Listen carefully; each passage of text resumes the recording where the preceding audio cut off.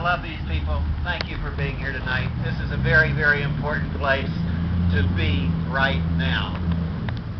Here's my little sign that I made 6 years ago. It says, for those of you who can't read it too well, Patriotic Veteran for Peace.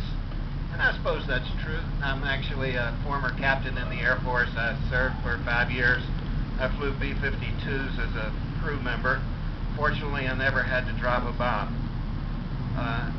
My last flight was over Memphis, Tennessee, the night that Martin Luther King was assassinated. I didn't know it until I landed in California the next morning.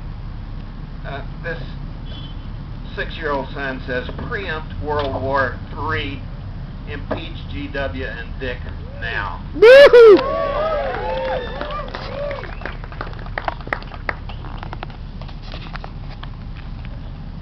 I want to talk about the fact that we're in an oil war, the second oil war that we've been in.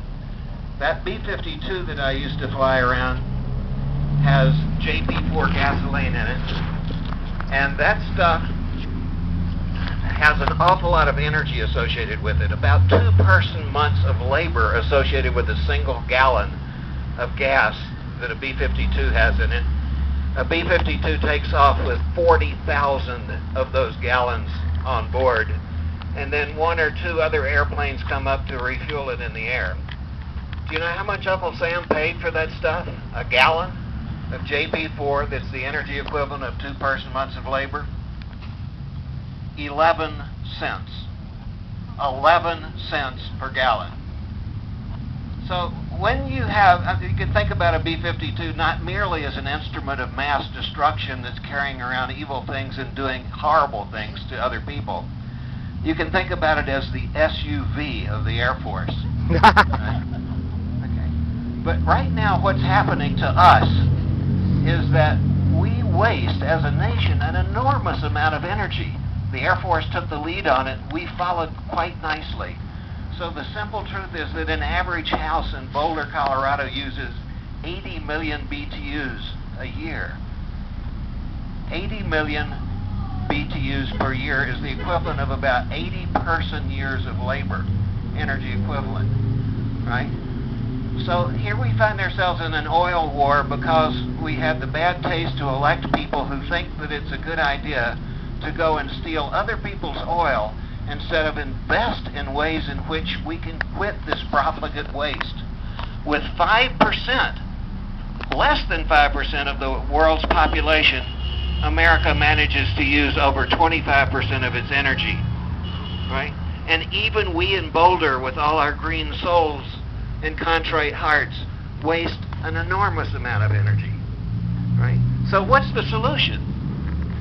Well, first of all, if you have an opportunity to vote for a conservative Republican, be sure to pass it by. Just for starters. But then we need to look in the mirror and see what's going on with our own life, our own lifestyles, and those of our good friends. We're all very wasteful. We need to figure out ways in which we don't have to make war on other people to steal their oil. That's totally inappropriate.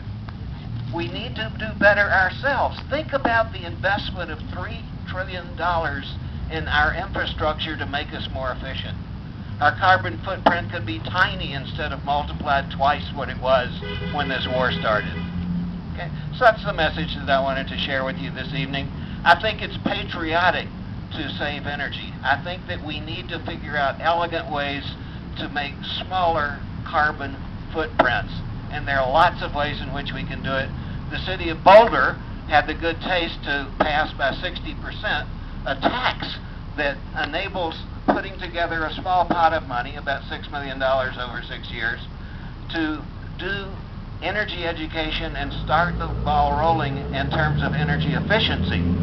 We need to support that effort. We need to do it ourselves. We need to redouble our interest and our efforts in the way we live our lives and help our friends out to create a situation such that we can live elegantly, gracefully, and peacefully using one hell of a lot less energy than we do now.